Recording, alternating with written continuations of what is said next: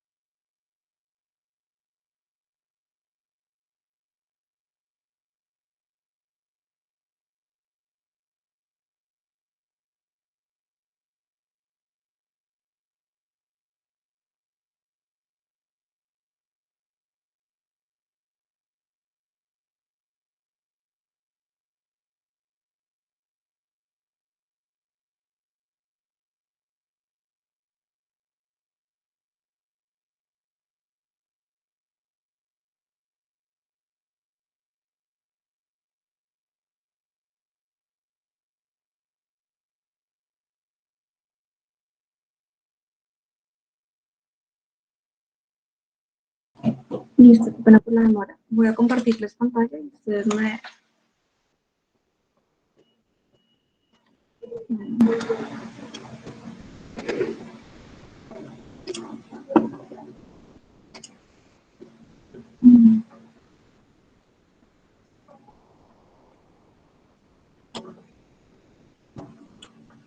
¿Me pueden confirmar si ya están viendo la pantalla, por favor? Todavía no veo nada.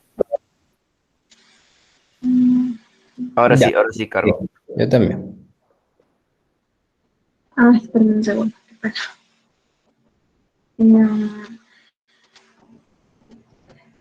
Háganme un segundo.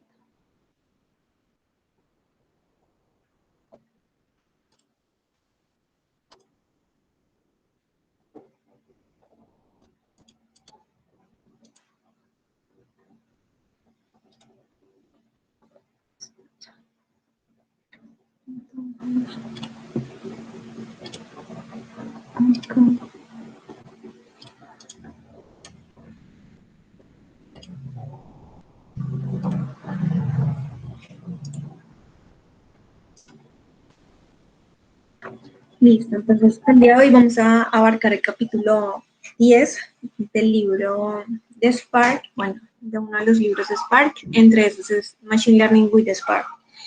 Mi nombre es Diana Carolina Cabrera Torres y vamos a empezar. Entonces, la tabla de contenidos que vamos a manejar el día de hoy, pues está un poco larga, entonces vamos a abarcar hasta Creating a Pipeline. La parte de Three Basic Models, eso los vamos a dejar para el próximo, pues el día jueves, precisamente porque pues, toca abarcarlo un poquito más en detalle. Entonces, listo. Entonces empezamos con, actualmente hemos venido trabajando toda la parte que tiene que ver con carga de trabajos, o sea, los workloads de ingeniería de datos con Apache Spark. Pero esta es una preparación precisamente para empezar a enfocarnos en los datos para Machine Learning. ¿Sí? Entonces es como el paso precursor para poder llegar a esta parte. Con respecto a lo que hemos vivido actualmente, casi la mayoría de aplicaciones que tenemos en Machine Learning e inteligencia artificial son parte ya integral como de nuestra vida. Entonces, acá tenemos unos ejemplos que es lo que normalmente se maneja para modelos de Machine Learning con Spark. O sea, esto es lo que se maneja con Spark. Entonces, puede que, puede que en este momento pues uno vea como toda la parte de los conceptos de Machine Learning un poco como extensos y la sesión va a ser un poco extensa, entonces vamos a ir mirando uno a uno. Acá esos ejemplos que les trajimos son recomendaciones precisamente para compras online y todo lo que tiene que ver con detección de fraude, clasificación, reconocimiento de imágenes, los patrones, por ejemplo, toda la parte que tiene que ver con reconocimiento también de patrones. Entonces, acá tenemos de que el 35% de las compras de Amazon las hacemos nosotros los consumidores. Y el otro 75% de los consumidores están basados pues en recomendaciones de Netflix. ¿Sí? Y esas recomendaciones sobre qué están basadas sobre modelos de machine learning. Entonces, por debajo hay una lógica inmensa que pues nosotros no nos damos cuenta porque no estamos trabajando sobre eso, pero si pues, tuviéramos la oportunidad de trabajar sobre cosas de, por ejemplo, Amazon o cosas de retail o cosas de Netflix, pues miraríamos como todos los sistemas de recomendación que ellos nos ofrecen a través de esos modelos de Machine Learning y, bueno, junto a un pipeline específico. Entonces, yo traté de hacer como un resumen muy corto. Entonces, los modelos de Machine Learning normalmente lo que hacemos es que conducen a importantes decisiones de negocio. Eso es en la vida real. Entonces, ¿para qué sirven? Para tomar una decisión de negocio. Esa decisión de negocio específicamente nos sirve para construir un modelo que puede desarrollar específicamente, por ejemplo, acá en Spark sería ML con MLlib. Entonces, acá cubriremos toda la parte que tiene que ver esa librería que nos ofrece Spark y el por qué es tan viable trabajarlo con Spark y pues no con otros, otros proveedores, que no estoy diciendo que sean malos, solamente las ventajas que nos pueden llegar a ofrecer Spark con respecto a otros procesamientos. Entonces, ¿qué es Machine Learning? Como lo dicen acá, es un proceso para extraer patrones de sus datos. ¿A través de qué? Entonces, ahí hacemos una sinergia, y la sinergia va a estar en estadística, álgebra lineal, optimización numérica. Y está aplicado a problemas, va aplicado a problemas de qué, entonces predecir, por ejemplo, el consumo de energía, determinar si sí o no es un gato, pues un gato aparece en un video, o sea, si es un perro o no es un perro, o toda la parte de clusterización, que a uno le llama clusterización, la agrupación de ítems, de acuerdo, no sé, a un modelo, por ejemplo, de regresión lineal. Entonces, espera, qué pena. Entonces tenemos, esto fue como un resumen de varios, bueno, como, bueno, extracción de lo que nos comparte el libro, que precisamente es, tenemos en Machine Learning. Entonces, Machine Learning, ¿para qué nos sirve a nosotros? Es un proceso para extraer patrones de sus datos. ¿Qué patrones van a extraer? Entonces, para esto se necesitan diferentes tipos de, pues, diferentes tipos que brindan los modelos de Machine Learning. Entre esos van a ser supervisado, semisupervisado, no supervisado, y Reinforcement Learning, que es aprendizaje reforzado. Entonces, entre lo supervisado, ¿para qué sirve el supervisado? Específicamente el objetivo de él es predecir un output, una etiqueta de salida, da una etiqueta de entrada no identificada, ¿sí? Entonces, ese output label que vamos a tener, que es la etiqueta de salida, puede ser de dos tipos. Puede ser discreta o puede ser continua. Entonces, cuando hablamos de una variable discreta, por ejemplo, si nos remitimos a toda la parte de, pues de cuando estábamos en la universidad, nos decían que un valor discreto tiene que ser específicamente una etiqueta, ¿sí? Entonces, una etiqueta puede ser 0, 1 o 1, 2, 3, 4. Pero cuando hablamos de un valor continuo, puede estar entre un rango entre 0 y 1, un valor atípico que podría ser 0.05, 0.0010. Entonces, cuando hablamos de valores discretos, estaríamos hablando de clasificación binaria o clasificación multiclase o multinomial. Entonces, la clasificación binaria nos hace referencia, por ejemplo, les puse ahí como un ejemplo específico, ¿es perro o no es perro? ¿Sí? Entonces, si no es perro, pues puede ser, entonces, 1 o 0. Multiclase, multinomial, entonces, listo, ya, si es perro, entonces, ¿qué tipo de perros son? O sea, ¿qué razas de perros voy a tener? Entonces, puedo tener un Australian, un Golden, un Poodle. Y en la parte de continuo vamos a tener toda la parte de problemas de regresión. Pues precisamente porque son valores continuos. No es un valor que se puede asociar a una etiqueta específica, sino es un número continuo. Entonces, por ejemplo, predecir el número de ventas el número de ventas diarias de acuerdo a la temperatura, ¿sí? Eso no va a estar dado por un valor en específico, sino que, o sea, no por una etiqueta, sino que es un valor que se encuentra dentro de una regresión. Tenemos el semi-supervisado, tenemos el no supervisado y tenemos el de, bueno, aprendizaje reforzado. Este capítulo exactamente se centra en solo supervisado. Hablan unas poquitas cosas de no supervisado, pero se centran en la parte discreta y específicamente en la parte continua. Entonces, vamos a trabajar son problemas de regresión. No vamos a trabajar problemas no supervisados ni de aprendizaje reforzado. Entonces, para no supervisado, igual nos dan como un abreviado que es listo. Entonces, tenemos en problemas no supervisados detección de valores atípicos y procesamiento. Eso puede llegar a ser una etapa de preprocesamiento para el aprendizaje supervisado. ¿Para qué sirve el no supervisado y por qué viene a traernos como otra división dentro de los modelos de Machine Learning que podemos llegar a aplicar para extraer patrones de sus datos? El no supervisado llega precisamente porque a veces etiquetar los datos nos cuesta y a veces se hace inviable en conjuntos de datos muy grandes o datos reales con los que se manejan en diferentes tipos de compañía. Entonces, como esto se hace inviable, entonces se manejan este tipo de entrenamientos que son no supervisados, en donde yo lo que hago es hacer una etapa de preprocesamiento antes de llegar a ese modelo de supervisado. Esto puede servir para reducir la dimensionalidad, puede servir para la detección de esos valores atípicos y pues permite que pues no gastemos tantos recursos. Listo. Entonces,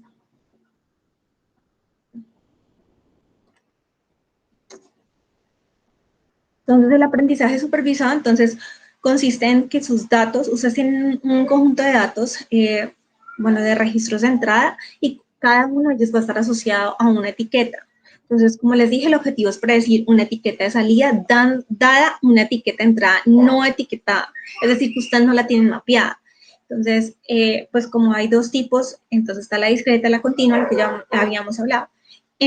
Precisamente en este capítulo nos muestran que el MLlib está para diferentes tipos de aplicaciones y los algoritmos vienen basados a ese tipo de aplicaciones. Entonces, por ejemplo, si yo tengo un algoritmo de regresión lineal, entonces el uso típico de esto es regresión, pero yo puedo tener problemas que pueden ser discretos y continuos a la vez. Entonces, ¿yo qué podría llegar a aplicar para eso? Entonces, existen diferentes tipos de algoritmos. Entonces, no están, SPAR no te brinda a ti, es que te tienes que ir por esto, no. Él te brinda la capacidad de que tú seas quien escoja el algoritmo más adecuado a tu problema. Entonces, algoritmos de regresión logística, decision trees, que son árboles de decisiones.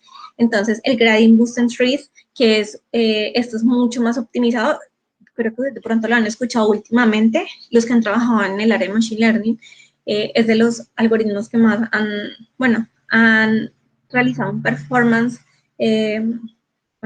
significativo en esta área, para diferentes tipos de problemas. El Random Forest, que es lo que más se utiliza, por ejemplo, para modelos de baseline y poder uno tener un punto de referencia donde partir. El Naive Bayes, que es lo mismo, también sirve para referencia. El Decision Trees, el Gradient Boosted Trees, el Random Forest, sirve para regresión y para clasificación. Ahí el tipo de uso les dará a ustedes la aplicación a la que ustedes necesitan.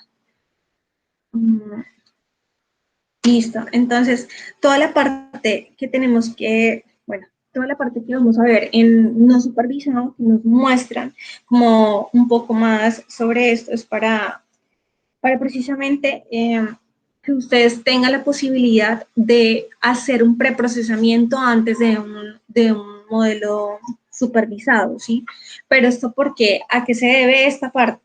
Es porque obtener datos etiquetados requeridos, pues es muy costoso no porque nosotros tenemos un dataset de Kaggle, entonces el dataset de Kaggle, pues a veces puede que venga bien, pero puede que venga desordenado y a ti te toque hacer una etapa de preprocesamiento, y si llegas a una etapa de preprocesamiento, ya después va a ser mucho más sencillo trabajarlos, ¿no? Y siempre el pipeline es eso, hacer una etapa de preprocesamiento, pero puede que esta etapa de preprocesamiento a ti te cueste demasiado. Entonces, para llegar a hacer esto, y porque pues los modelos supervisados requieren que sean etiquetados, o sea, requieren datos etiquetados, entonces entra a jugar como el Machine Learning no supervisado.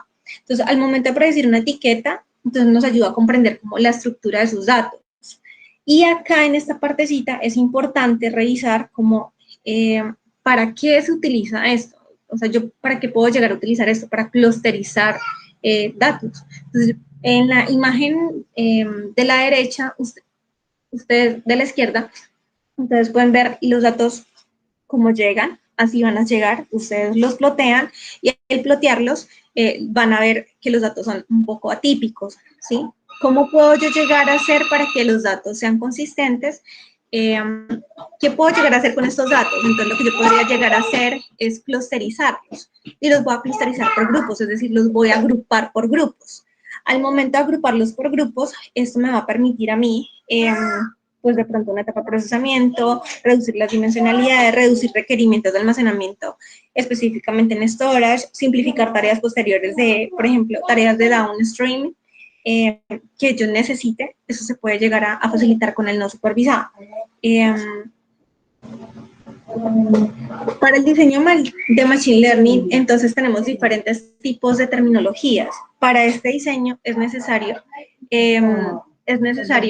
que puedan, bueno, revisar esta terminología más adecuada, es decir, que se tomen el tiempo de revisarla en el libro, porque pues hay muchas cosas que abordan, entonces, en específico. Entonces, acá yo les traje como lo que vamos a trabajar de aquí en adelante.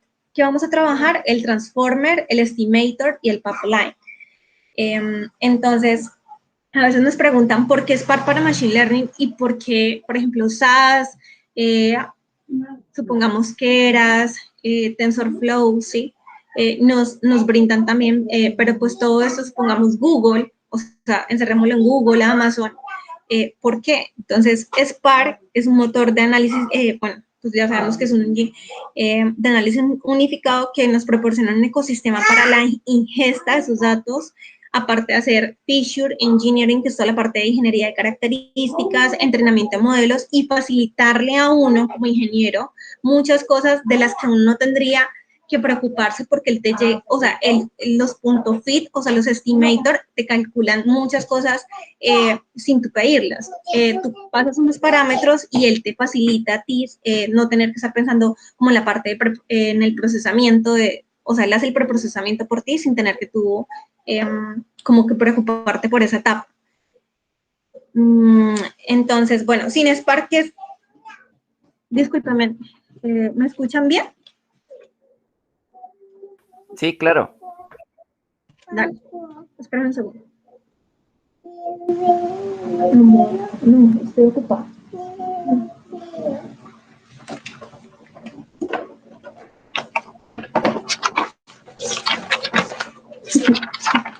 ¿Qué tal con ustedes? Mira,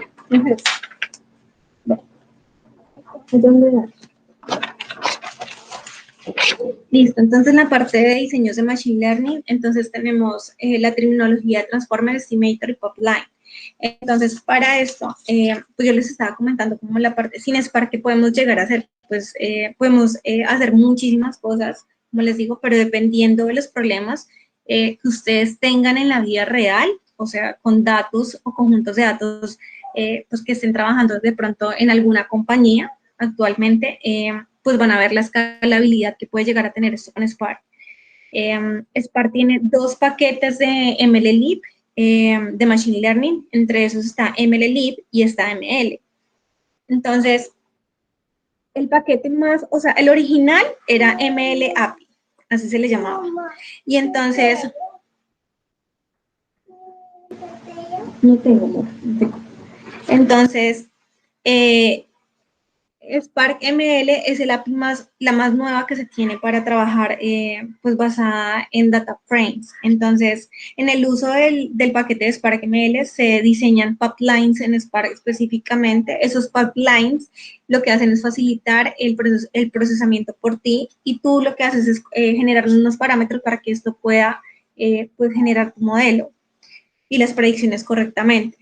Entonces, bueno, con Spark, normalmente los data science pueden usar un ecosistema ya específico. Ese ecosistema pues les va a servir para la preparación de los datos, la construcción del modelo, sin la necesidad de reducir la resolución de los datos. ¿Y por qué les hablo de la resolución de los datos? Porque más adelante vamos a ver la parte de one hot encoding, que es como la codificación one hot, y esa codificación, pues en muchos otros, bueno, por ejemplo con Google o Amazon, cuando hacemos nuestro pipeline nos permite tener las ventajas que podríamos llegar a tener con Spark en cuanto a consumos. Entonces, listo. Entonces tenemos acá los tres terminologías. Esas tres terminologías que tenemos nosotros acá van a estar dadas específicamente. Entonces, el transformer acepta un data frame como entrada y devuelve un data frame con una o más columnas adjuntas. ¿Cuál es el método del transform? Entonces, el método de transform es punto transform y entre paréntesis. Los transformers no aprenden ningún parámetro de sus datos, para que por favor lo tengan muy en cuenta, no aprenden parámetros y simplemente lo que hacen es aplicar transformaciones basadas en reglas para preparar datos para el entrenamiento del modelo. Entonces, genera predicciones utilizando el ML entrenado. Entonces, acá cuando les hablo esta parte de que no aprende ningún parámetro de sus datos, en el libro le llaman perezoso, o sea, el término perezoso, como le dice, precisamente porque el transformer no aprende ningún parámetro. Entonces, la forma de aprender él es de una forma perezosa. Cambio, el estimador aprende parámetros de su data frame a través de un método .fit, que es el método que les coloqué, pues que les estoy mostrando acá. Y en esta parte del método .fit devuelve un modelo. Ese modelo es con el que nosotros vamos a trabajar el pipeline. Y nuestro pipeline, ¿qué significa? Entonces, organiza una serie de operaciones, que esas operaciones van a estar dadas por el transformer y estimator en un solo modelo. Y esto, o sea, la salida del pipeline, que es el pipeline.fit, retorna un modelo pipeline. Y ese modelo es con el que vamos a hacer nuestras predicciones, que en sí sería un transformer. Listo, entonces acá les puse como un flujo, entonces normalmente el libro lo tiene como desorganizado, yo les puse el flujo. Normalmente uno crea el pipeline de Machine Learning, y la API de pipeline le provee a uno una construcción a alto nivel sobre los data frame para organizar, por ejemplo, el flujo de trabajo de Machine Learning, ¿sí? Esa está compuesta por una serie de transformers, estimadores, los cuales a ustedes le permiten trabajar más en profundidad. En este ejemplo que nos da, pues que nos brinda el libro, vamos a trabajar precisamente un conjunto de datos de Airbnb de San Francisco. Este conjunto de datos nos brinda aproximadamente 4 o 5 columnas. Esas columnas que nos brinda va entre precio, el número de habitaciones, si es recomendado o no es recomendado, y pues es el que vamos a trabajar ahorita. Entonces, tenemos el diseño de Machine Learning, específicamente lo primero que se va a hacer es una etapa de preprocesamiento. Esa etapa de preprocesamiento, ¿uno qué hace? Remueve los valores atípicos. Esos valores atípicos son los outliers. Lo que hace uno es convertir todos los enteros a doubles y seleccionan un subconjunto de más de 100 campos aproximadamente. Acá, esto lo hacen específicamente porque van a trabajar este conjunto de datos.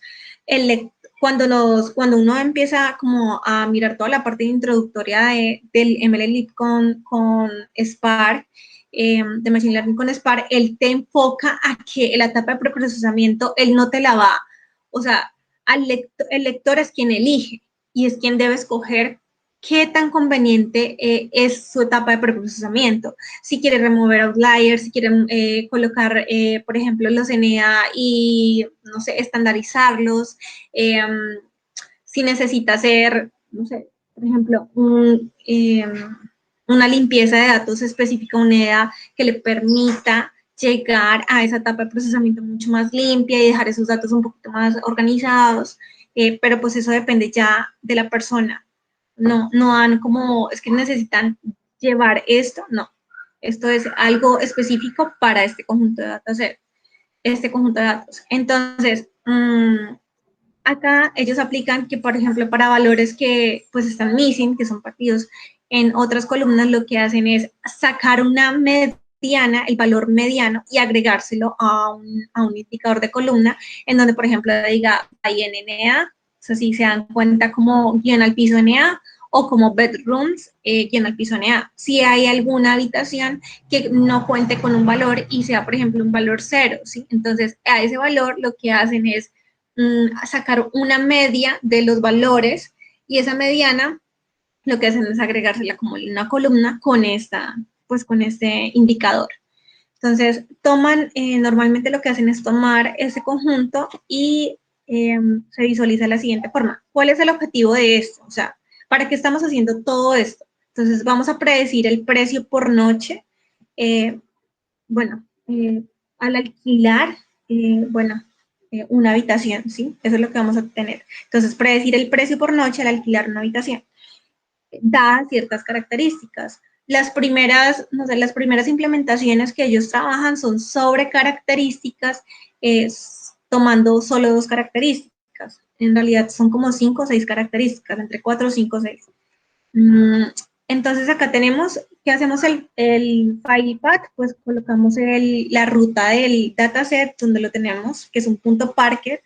Ese dataset lo que hacemos es pasarlo a un data frame, lo leemos y le seleccionamos, acá tenemos neighborhood, que es como el vecindario donde lo vamos a tener, el tipo de habitación, cuántas habitaciones tenemos, cuántos baños vamos a tener disponibles, el número de reviews que han hecho sobre esa habitación, sobre ese alquiler y el precio que vamos a tener. Y sobre eso hicimos un show. Ese show, pues está, como se dan cuenta, ese es el dataset, así viene el vecindario que vamos a tener, el tipo de habitación, si es entera o es un apartamento o solamente va a ser una private room, cuántas habitaciones vamos a tener, una o dos, los baños que tienen disponibles, el número precisamente de reviews que han hecho sobre esas habitaciones y el precio indicado. En Python es de esta forma, en Scala se trabaja esto, que es pues parecido, si se dan cuenta, para leer el Parquet, pues ya lo hemos venido trabajando en otras sesiones, que es spark.read.parquet, el file path, que es la ruta donde yo tengo mi dataset, mi conjunto de datos, y selecciono mis columnas con un punto select, y las columnas son estas, y lo que hago es un punto show para mostrarlas. Listo, entonces, para crear un conjunto de entrenamiento y un conjunto de prueba, acá es muy importante, los que no han trabajado como Machine Learning nunca, a uno pues le recomienda, cuando uno está como en toda la parte de ingeniería de datos y se pasa como la parte de científico de datos, te recomiendan o los ingenieros de Machine Learning, les recomiendan que los datos tienen que ser divididos en 2 grupos. O sea, tú los puedes dividir como tú quieras, pero deben ser divididos en 2 grupos. Esos dos grupos los recomiendan normalmente un 80 y un 20. 80 para el conjunto de entrenamiento y 20 para el conjunto de pruebas. Entonces, ¿por qué aquí esta recomendación? Porque si pasamos todos los datos, el 100% de nuestros datos, como valores de entrenamiento, podríamos llegar a generar un overfitting. Y pues eso no, pues acarrearía que estaríamos haciendo, primero estaríamos prediciendo algo que no es cierto, ¿sí? Porque le estaríamos pasando todas las muestras, todos los datos a nuestro modelo, entonces no tendríamos con qué probar, o sea, no tendríamos con qué validar que realmente nuestro modelo está prediciendo algo. Listo, entonces, pues aquí entre, como dependiendo del tipo de tamaño de sus datos, este 80-20 varía. No significa que esto sea así para todo. Puede que, no sé, en la vida real no lo manejamos así. Se maneja 70-30 o se maneja, no sé, 75, por ejemplo, 25, ¿sí? Ya depende de lo que usted recomienda. El libro recomienda manejarlo de esta forma, pero pues eso ya depende de la necesidad y del problema que se está manejando. Entonces, según la imagen como ustedes ven ahí, esto es un dataset completo. El dataset va a estar dividido en 2, que va a ser el de entrenamiento y el de testeo, que es el de pruebas. ¿Esto qué va a tener? O sea, ¿qué características yo voy a tener? Normalmente yo tengo mis características, que van a ser las que ustedes vieron allá, y tengo mi salida, mi output label. Ese output label va a tener una dimensión de n por 1, es decir, voy a tener n cantidad de filas, una sola columna, ¿sí? porque va a tener n cantidad de valores que pues, son los que voy a predecir. Y mi x va a ser n por d, que va a ser n cantidad de filas por d, que es dimensiones. Esto me va a generar, pues, que me va a generar mi modelo.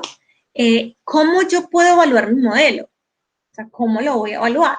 Entonces, pues, yo lo evalúo a través de métricas. Esas métricas pueden ser accuracy, porque normalmente se maneja accuracy, pero no significa que sea la única métrica. Actualmente, que conozca por todo lo que he manejado, he visto unas 10 métricas, ¿sí? Que dependiendo del tipo de problemas, es que se manejan ese tipo de métricas. Entonces, lo que colocan acá es accuracy porque es lo que, pues, la precisión es lo que más frecuentemente es en tipos de problemas de clasificación. Entonces, uno mide la accuracy y con eso tú vas a saber si sobre el conjunto de prueba, qué tan bueno, qué tanto dio tu performance al predecir tu modelo, ¿sí? Con ese conjunto de pruebas. Listo. Entonces, igual creo que pues acá hay muchas personas que de pronto ya han manejado esto, entonces tienen un poquito más de conocimiento sobre eso. Entonces, yo acá les hice como un esquema, por si el esquema anterior no les había quedado como muy claro. Entonces tenemos un conjunto de características X. Cuando uno va a programar, normalmente recomiendan que esas características sean en mayúscula y que el label que tú vas a generar sea en minúscula. Son recomendaciones, más eso depende del programador. Entonces, la matriz pues va a ser n por d, donde n es el número de puntos, o sea, de puntos de datos o ejemplos que vamos a tener o muestras, como se le puedan llamar, y d es el número de features que van a ser las características que nosotros vamos a tener sobre ese conjunto de datos. Y el label y es el vector de salida, que nosotros usamos las etiquetas de salida que vamos a tener, n por 1, que es de dimensión, que es lo que ya habíamos hablado. Listo. Entonces, en esta parte, bueno, yo les tenía acá, bueno, en esta parte es importante pues, como que tengamos en cuenta que para la medición de este rendimiento, como les dije, no es la única métrica, es la que más se utiliza, la más frecuente. Entonces, el modelo tiene, bueno, tiene que tener un performance satisfactorio sobre el conjunto de entrenamiento y el aplicar al modelo nuestro conjunto de pruebas. Qué pena, disculpen un segundo, qué pena. Entonces, y segundo, tenemos que aplicar el modelo a nuestro conjunto de pruebas. Entonces, normalmente se dice, construimos un modelo que generaliza esos datos que no son capaces de ser vistos. ¿Sí? Ese modelo que vamos a construir y que va a predecir esas muestras que no son capaces de ser vistas, es lo que nosotros nos indica si nuestro modelo fue, o sea, si nuestro modelo fue bien entrenado y es capaz de generar una métrica que nos pueda servir de baseline hacia otros, hacia otros problemas de problemas de machine learning. Qué pena. Entonces, tenemos un conjunto de dataset que es el de Airbnb. Ese conjunto de dataset Airbnb tenemos un 80% que va a ser el conjunto de entrenamiento, 20% que va a ser el conjunto de pruebas. Y además nos indican que es importante, por ejemplo, cuando ustedes van a hacer modelos de Machine Learning, establecer una random seed. Esa random seed es para reproducibilidad de sus experimentos. ¿Qué ha pasado normalmente? Que cuando uno empieza en esta área, ustedes se dan cuenta que, bueno, uno no guarda los conjuntos de entrenamiento o los conjuntos de prueba porque nadie le recomienda eso a uno. Pero entre prácticas buenas que existen es que ustedes manejen ese conjunto de entrenamiento y ese conjunto de pruebas dentro de unos folders específicos o que le coloquen o que ajusten esa random seed para reproducibilidad. Y la que indican en el libro que es importante es 42. Qué pena con ustedes. Un segundo.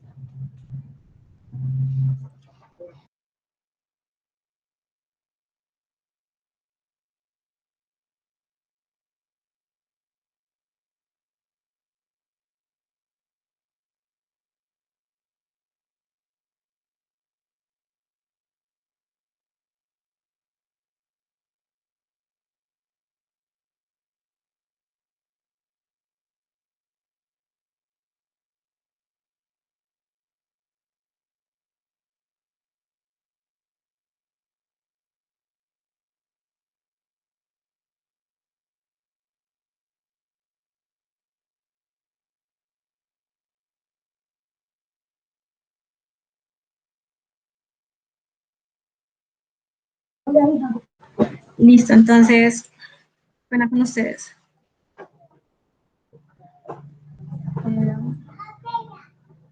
Listo, entonces, precisamente el conjunto, bueno, el conjunto tiene que tener una random seed para reproducibilidad de esos experimentos con el fin de que cada vez que ustedes vayan a volver a implementar el modelo, puedan tomar el mismo conjunto de entrenamiento y el mismo conjunto de pruebas. De aquí parten que las buenas prácticas están en que ustedes generen unos folders específicos para cada conjunto de entrenamiento.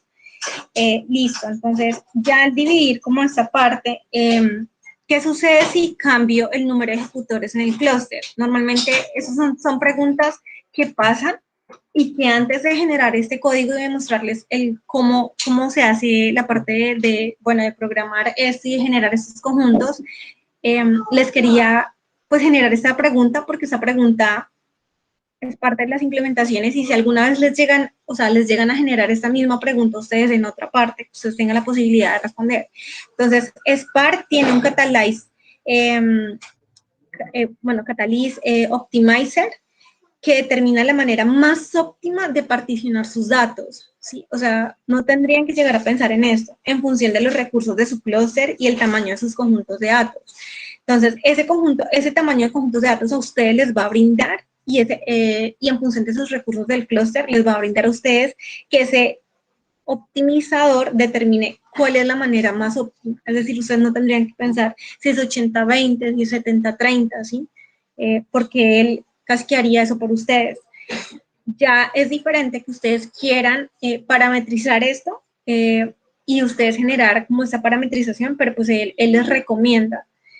Dado que los datos en Spark, en el data frame de Spark están divididos por filas o particionados, como se le llaman, cada worker realiza su división independientemente de los otros workers. Es decir, yo tengo un worker 1, tengo un worker 2, tengo un worker 3.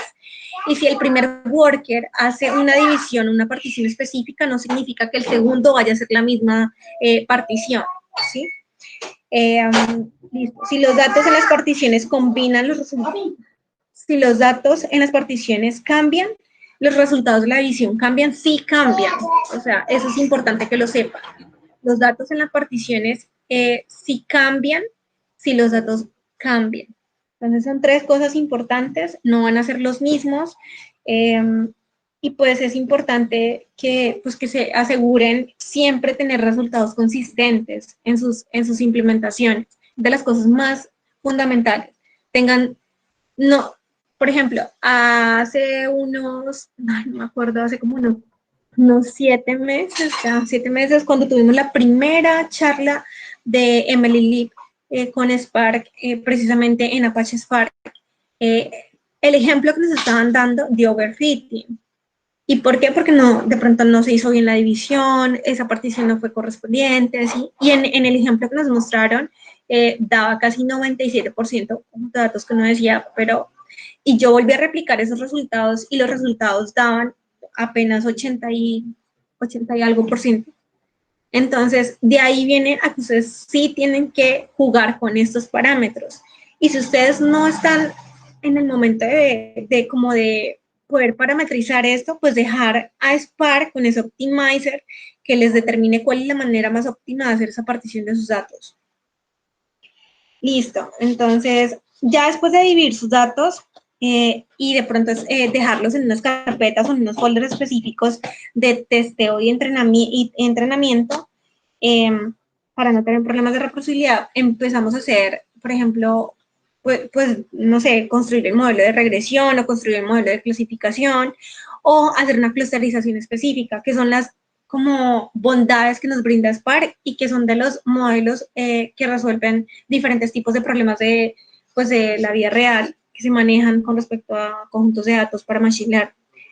Entonces, en este específico problema lo que vamos a hacer es predecir el precio por noche de una propiedad de alquiler, es decir, de una habitación específica, una bedroom, dadas las características que nos brindan. Aquí en este código, ¿qué dice? O sea, les voy a leer pedazo por pedazo, que creo que ya de pronto ya lo han visualizado. Entonces tenemos el train, tenemos el TED. Como cuando nosotros hacemos de pronto un train test split, en Tensor.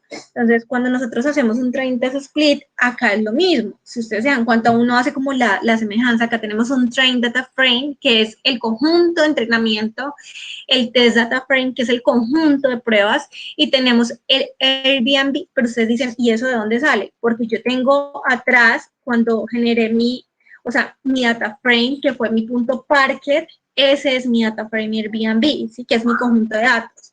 Ahora me regreso directamente acá, y entonces, ¿qué le estoy pasando? O sea, siempre la estructura va a ser dataframe.randomSplit, que es división aleatoria, porque si lo traduzco de esa forma, división aleatoria, ¿sí? Pero con una semilla de 42, que es la que recomiendan los científicos de datos, y con una división, o sea, una partición de los datos 80-20, pero yo no le puedo pasar 80, yo se lo paso en porcentaje, no se le puedo pasar en porcentaje, entonces le pongo 0.8 y 0.2, que sería 80% y 20%. Listo. Y en escala, pues hacemos lo mismo. Entonces, la variable array, entonces, ¿qué le vamos a pasar? El conjunto de entrenamiento y el conjunto de pruebas. Entonces, ¿qué le vamos a pasar? Entonces, ese data frame que vamos a tener, el random split es igualito. Lo único que tenemos de diferente es que acá lo declaramos como array, y ese array le vamos a pasar la partición de los datos como queremos, coma el seed, que va a ser la semilla que necesitamos. Y pues los imprimimos, y normalmente pues está de esta forma. Entonces tenemos en conjunto de entrenamiento 5.780 filas y 1.366 en pruebas. Listo. Entonces, ya después de preparar esto, viene como toda la parte de, listo, preparamos los datos para construir un modelo de regresión o un modelo de clasificación, una clusterización. Acá dice predecir el precio dado el número de habitaciones. Ustedes se preguntarán, ¿y por qué no tomamos todas las características? Porque el ejemplo estaba enfocado a solo tomar el número de habitaciones. ¿Sí? Si ustedes quisieran más cosas, pues se podría, o sea, sí se puede, ¿sí? Solamente que pues depende pues, de lo que de lo que se quiera trabajar. El ejemplo del libro, pues era solamente tomemos las características para para trabajar Transformers. De aquí en adelante, pues se empiezan a trabajar otro tipo de implementaciones. Entonces, ¿se acuerdan qué era Transformers de pronto? No sé, Transformers, vuelvo y pues es que uno a veces cuando está empezando como que no, eran 3 tipos de terminología. Entonces tenemos Transformers, tenemos Estimators y tenemos Pipelines. Los Transformers precisamente era que no aprenden sus datos, no aprenden de sus características porque no las aprenden, y se aplican transformaciones basadas en reglas a través de este método que era el transform entre paréntesis, con un paréntesis específico, y lo que hacen es aceptan un data frame con una o más columnas adjuntas. Listo. ¿Para qué hacemos un Transformers? ¿Por qué lo hacemos? Entonces, la tarea es poner todas nuestras características en un solo vector. Necesitamos colocarlas en un solo vector. Esto tiene que ser para el conjunto de entrenamiento y para el conjunto de pruebas. Entonces, cuando las colocamos en un solo vector, a nosotros nos facilita hacer la construcción de ese modelo, ¿sí? Y el pipeline se vuelve mucho más sencillo que yo le pase ese vector de características único. Listo, entonces, normalmente lo que se hace es, se toma una lista de columnas de entrada que para nosotros, si tuviéramos más características, ¿cuáles serían? Todas las que teníamos allá, el número de habitaciones, el número de reviews, el número de baños que va a tener la habitación, entre otras que estaban allá. Y crean un nuevo data frame con una columna adicional. Esa columna va a ser ese vector único de características que combina los valores de todas esas columnas de entrada que para nosotros van a ser nuestras features en un solo vector. ¿Sí? Entonces, en otras palabras, acá lo que hacemos es, a través de utilizar este vector assembler, es generar ese único vector de características. Entonces, en Python, normalmente lo que se hace es, por ejemplo, from PySpark.ml.feature y se importa el vector assembler. Ese vector assembler a mí me va a generar mi vector de características. Entonces ya llevamos una línea, ¿no? Entonces tenemos toda la parte de preprocesamiento, que quitamos valores atípicos, organizamos nuestra data, la limpiamos. Después de esto, pues importamos esa data, la dividimos, o sea, la particionamos como nosotros queremos, o dejamos al optimizer hacer la partición de la forma más óptima de acuerdo a nuestros datos, a nuestros recursos, y ahora lo que hacemos es preparar esas características con Transformer para poder llegar a hacer la construcción de ese modelo de regresión lineal, o hacer ese Transformers para poder generarle como entrada a ese modelo de clasificación o de clusterización. Entonces, eso es lo que hemos venido haciendo. Entonces, en Python, como les decía, importan el vector assembler. El vector assembler es igual a, pues acá dice vec assembler es igual a vector assembler. ¿Qué le voy a pasar yo? O sea, ¿qué parámetros tengo que darle? Las columnas de entrada tengo que darle. Acá solamente estamos tomando una columna, que es bedrooms, pero podemos generarle las, por ejemplo, los baños, cantidad de baños que tengo, el número de reviews. Acá solamente se está trabajando una sola característica. Y la etiqueta de salida van a ser mi columna de salida va a ser la features, pero no significa que eso sea mi etiqueta de salida, ¿no? Las features van a ser mi único vector de características que me va a ayudar para poder hacer el modelo de predicción. O sea, va a servir como mi vector de características agrupado para construir ese único modelo de regresión lineal. Listo, entonces acá, ¿qué tenemos? Entonces le pasamos el parámetro vector assembler. Entonces, como tenemos una variable que se llama vec assembler, lo que hacemos es hallar lo que hacemos es hallar, ese vector de características, pero después de unas transformaciones. ¿Qué transformaciones les vamos a hacer? Pues ya es el método como tal. Entonces, aplicamos el punto transform, entre paréntesis, le pasamos directamente el conjunto de entrenamiento, que es trainDF, que es, ¿cuál es ese conjunto de entrenamiento? El conjunto de entrenamiento que los generamos a través de el random split. Entonces, generamos dos conjuntos, trainDF y testDF. Ese trainDF se lo pasamos al punto transform para que pueda hacer todas las transformaciones de acuerdo a esas reglas, basadas en esas reglas, con el vector assembler, que es el único vector de características. Después de esto, lo que hacemos es seleccionar. ¿Qué vamos a seleccionar? Vamos a seleccionar las habitaciones, las características para nosotros van a ser esa transformación, esas transformaciones únicas que se hicieron para poder sacar ese único vector de características, y el precio. Y hacemos un show de 10 registros. En escala nos importa, pues se importa de esta forma, que es org.apache.spark.ml feature vector assembler, como se dan cuenta ahí. Val, que es el vector de características únicas, que se le llama vec assembler, lo instanciamos new vector assembler, pasamos el set.input columns. Ese set input columns necesitamos pasarle un arreglo que van a ser nuestra columna de bedrooms, que van a ser nuestras características. Si no solo fuera uno, tendríamos que hacer coma, reviews, coma, bedrooms, punto set output call features. Esas features, pues va a ser nuestras features que vamos a tener de salida, ¿sí? Ese es nuestro vector de salida. Listo, entonces después de esto, lo que hacemos es seleccionar, pues que vamos a seleccionar las mismas que hicimos en Python. Entonces seleccionamos Better Features and Price. Y después lo que hacemos es mostrar los 10.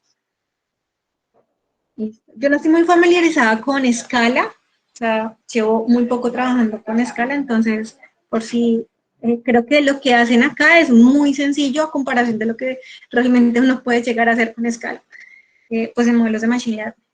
Entonces, para comprensión de regresión, comprender que es una regresión lineal, que es parte de lo que se maneja, porque no trabajan como otros modelos, sino hasta la última parte que nos indican como, listo, vamos a manejar otros tipos de modelos. Entonces, regresión lineal, como su nombre le indica, entonces, lo que se tiene es que tenemos una variable dependiente y podemos tener una o más variables independientes o características. Entonces, normalmente vamos a tener valores atípicos, esos valores atípicos que vamos a tener nosotros. Ustedes se dan cuenta que en la gráfica hay valores que están hacia arriba con puntos y valores que están hacia abajo con puntos. Ustedes dirán, pero esta gráfica, ¿por qué la asemejan? O sea, ¿a qué se asemeja? Normalmente cuando no hacía por allá en cálculo vectorial, o no, ni siquiera en cálculo lineal, a uno le decían, en diferencial le decían como, ¿cuál es la ecuación de la recta?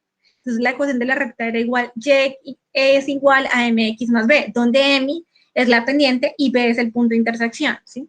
Entonces, ese y más b le daba a uno que sí era un sistema lineal.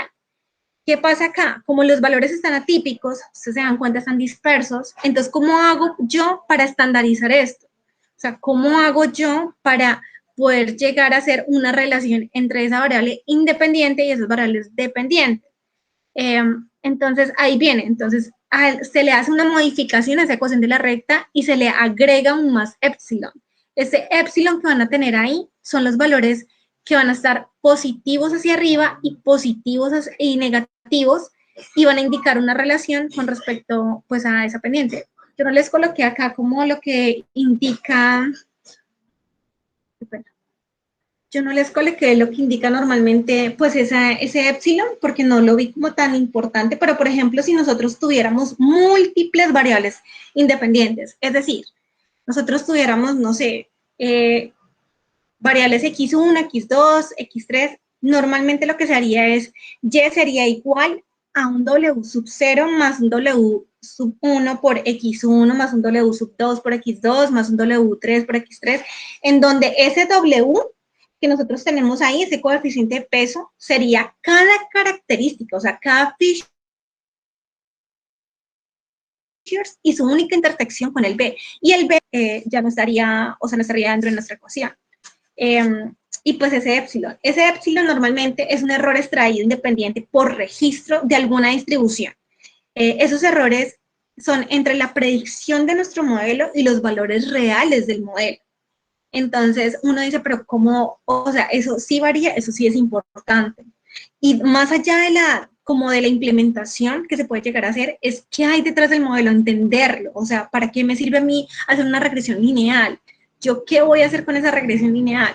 Entonces, normalmente tenemos una sola característica, que es X, y una sola salida, que es nuestra variable dependiente.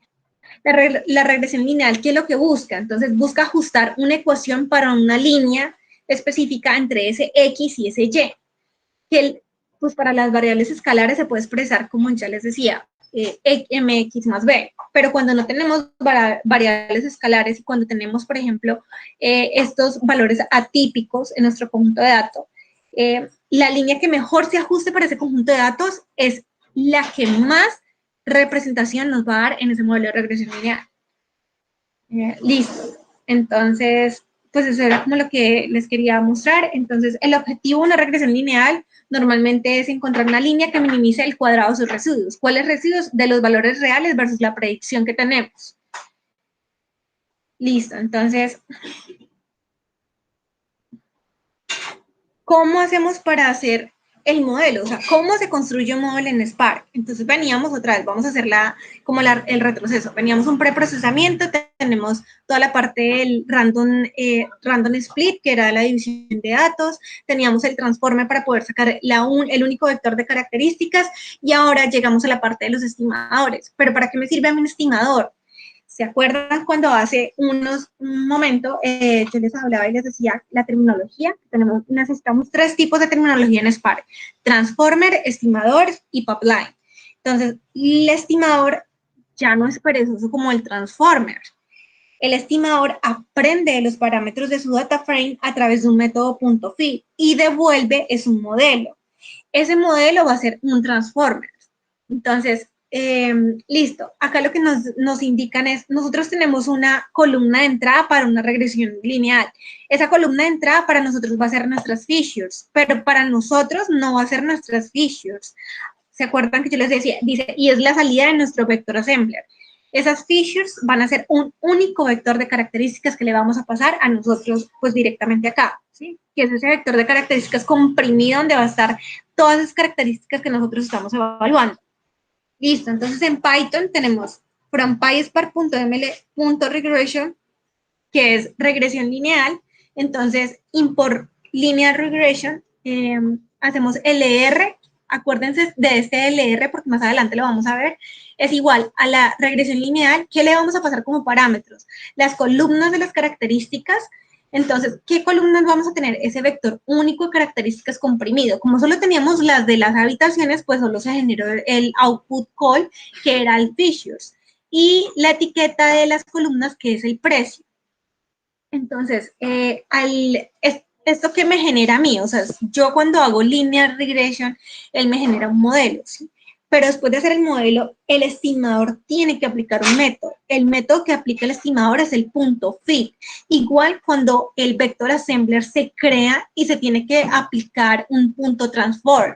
Entonces acá se hace un punto fit para poder crear ese modelo, o sea, para que me devuelva ese modelo. Ese modelo va a ser bueno, LR, que es Linear Regression Model, donde yo le voy a hacer pásale la regresión lineal, punto fit, ese vector de entrenamiento, ese data frame de vector de entrenamiento que teníamos bueno, en el anterior que ya les había mostrado. Y en escala es lo mismo, import org apache spark.ml.regression, linear regression.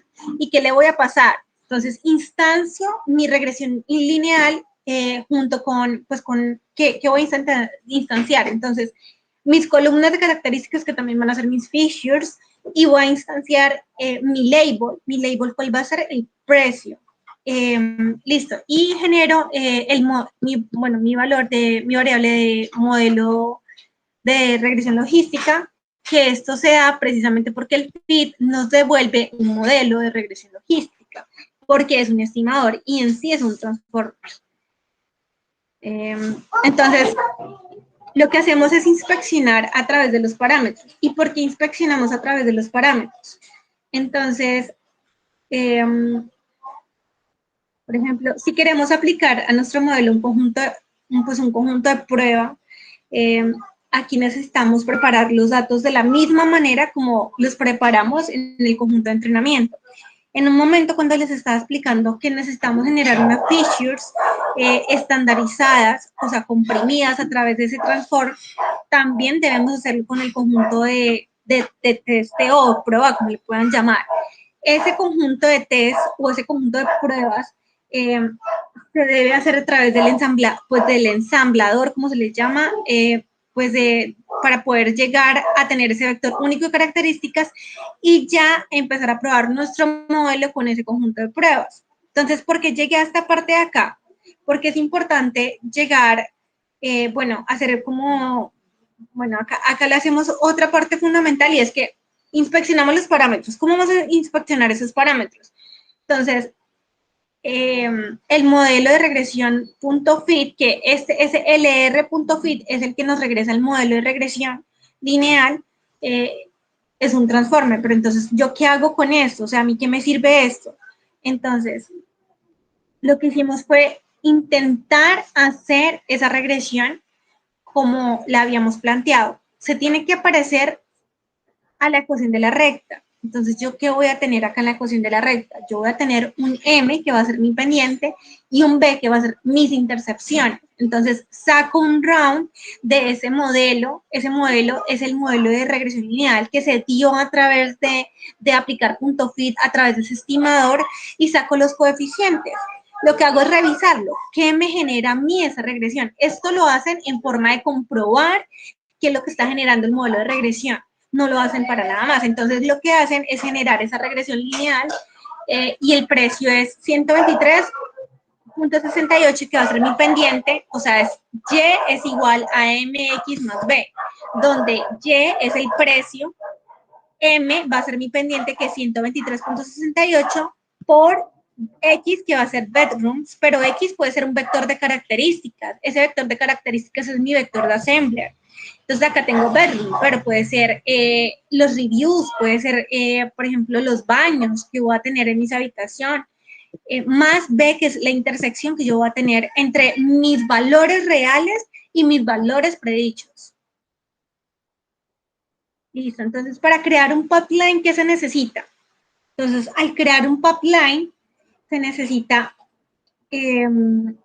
bueno, se necesita específicamente especificar las etapas que ustedes desean, pues a través de sus datos, que les van a aplicar a través de sus datos en un orden específico.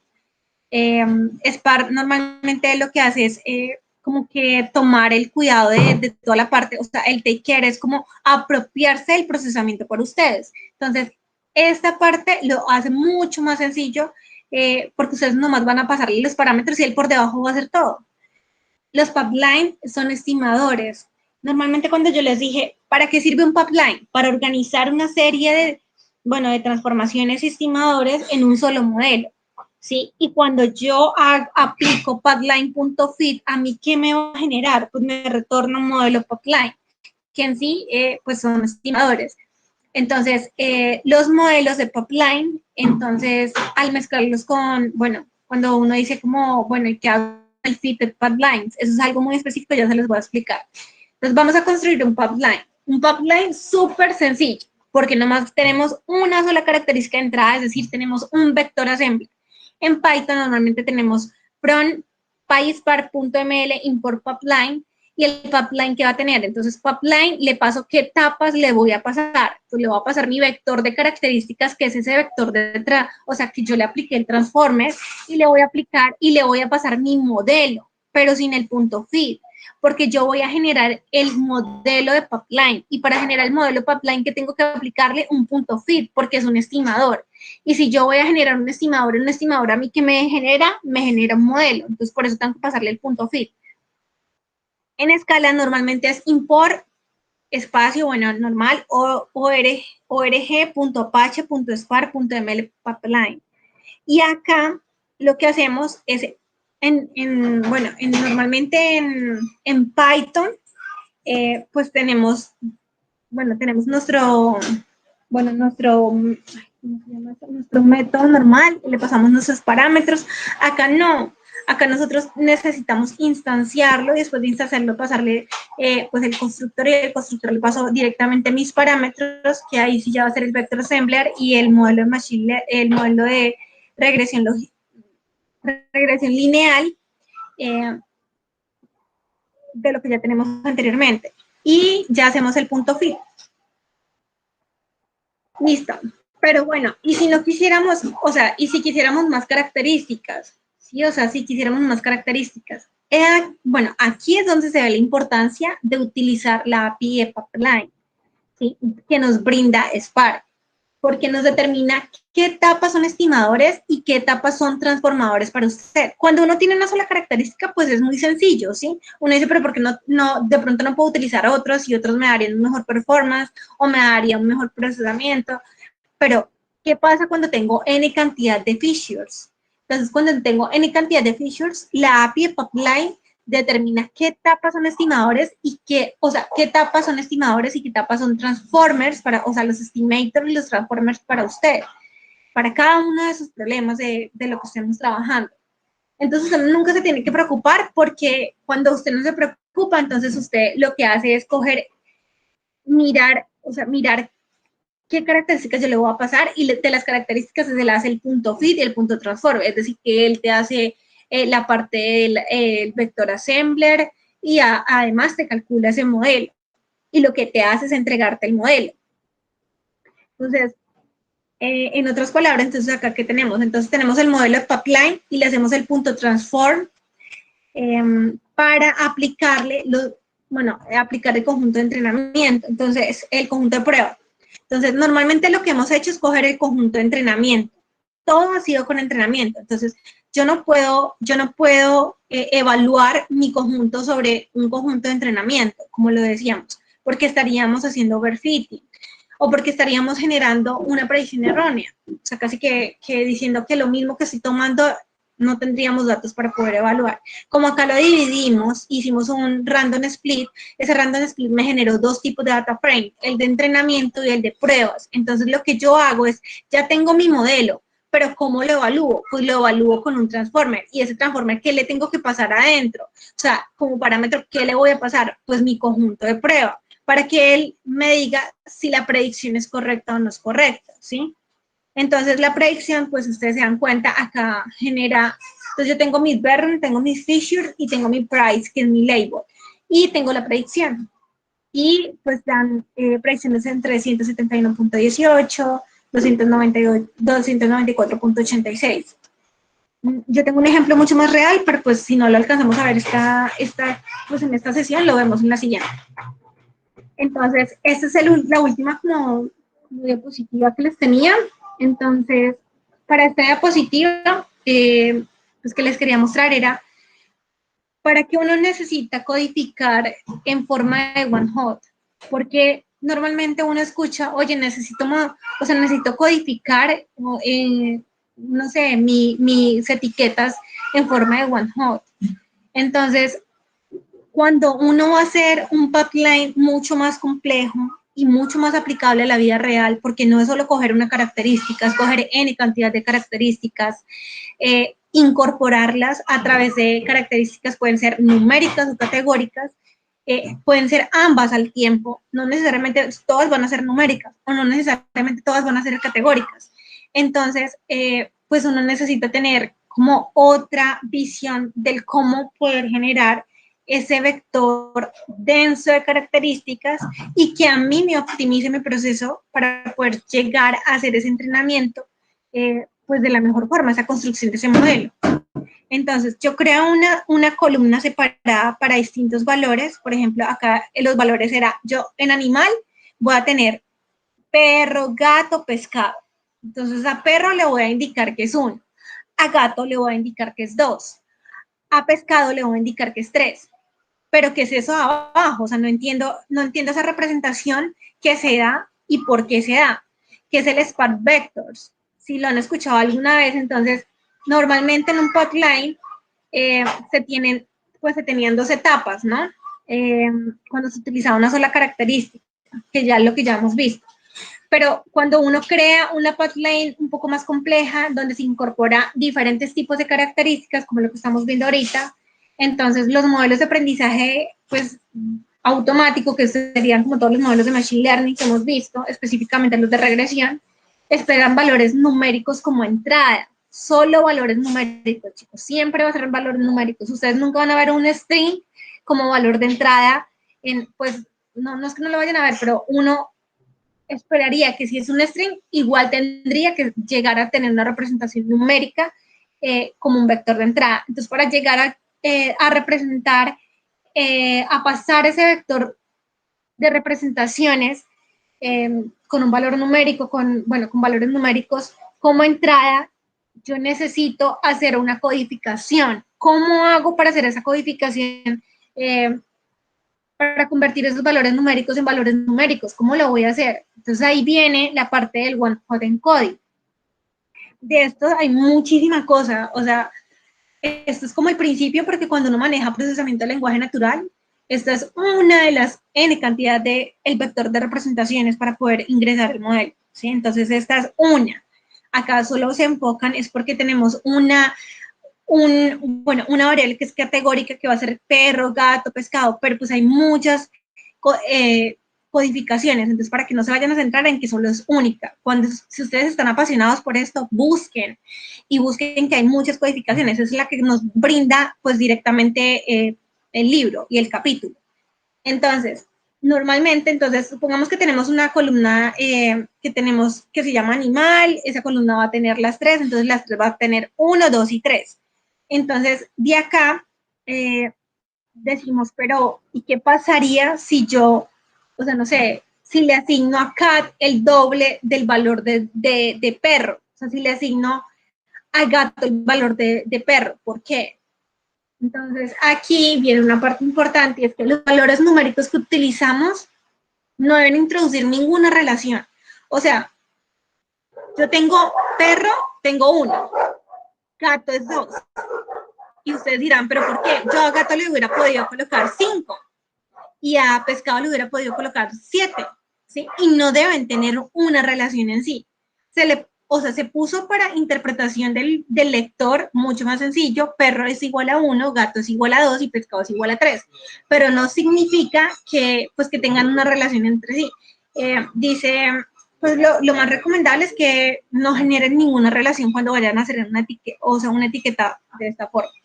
Entonces, esa representación a qué viene. Entonces vamos a verle la siguiente forma. Entonces, animal tenemos dog, cat y fish.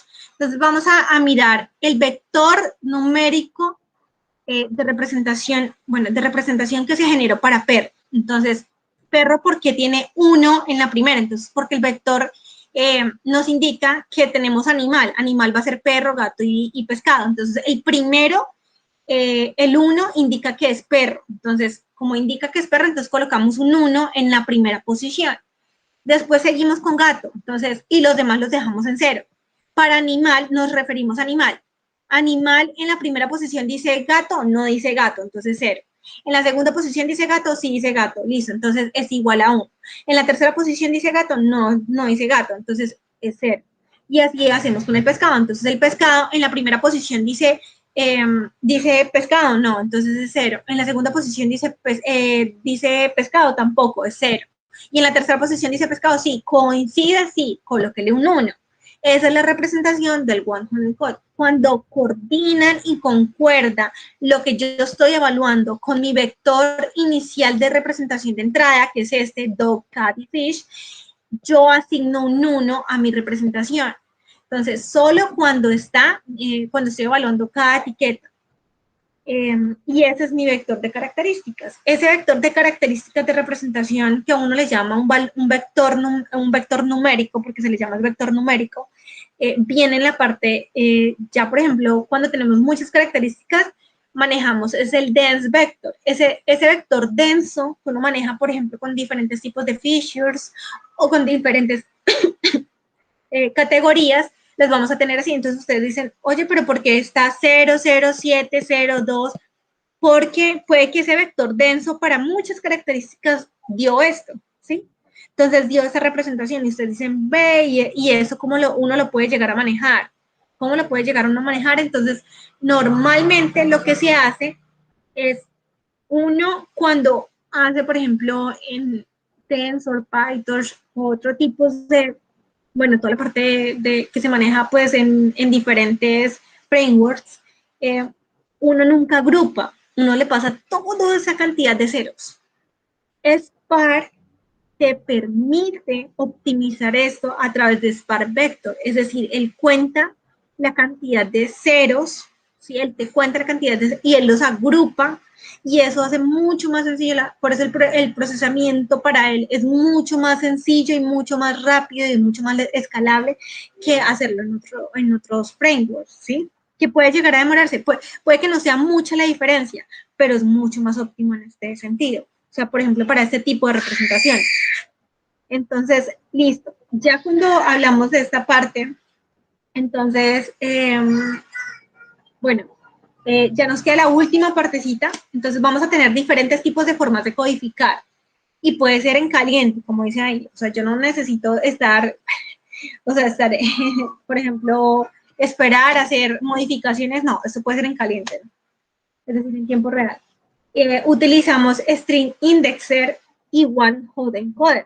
Entonces, acá dice, pero ¿para qué se utiliza y por qué hay versiones diferentes de Spark? Pues ya sabemos que hay diferentes versiones de Spark, pero ¿qué diferentes hay en que yo maneje una sola columna como entrada o salida o Spark como diferentes tipos de columnas como entradas y salidas? Entonces, por ejemplo, en Spark 2.3 y Spark 2.4 el one hot encoder está deprecated, pero en Spark 3.0 ya podemos hacer el one hot encoder con múltiples columnas como entradas y salidas. Y aún más tenemos un estimador, que es el estimador, que era un estimador, nos brinda un modelo, porque él hace un punto fijo. Entonces, el estimador en Spark 2.3 y 2.4, pues tenía las múltiples columnas, pero si se dan cuenta, la función que tenía el One Hot Square Estimator la generaron para el Spark 3.0 en One Hot Encoder. Y pues ya el Encoder Estimator, pues en Spark 3.0 NA. Listo, entonces ¿Cómo yo aplico un one-hot encoding?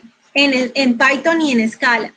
Entonces, en Python yo voy a tener, o sea, ¿cómo lo importo? Entonces, yo voy a tener pyspark.ml.feature porque es mi vector de características, lo que yo les decía, es un vector de entrada numérico que me va a representar a mí un tipo de categoría en un tipo de vector numérico que pues, lo que voy a hacer es generar un pipeline mucho más complejo en este momento. Entonces, importo el one-hot encoder y acá lo que hago es las columnas categóricas. ¿Qué columnas? Entonces, campo por campo y tipo de datos. Entonces, acá yo que voy a recorrer mi data frame de entrenamiento.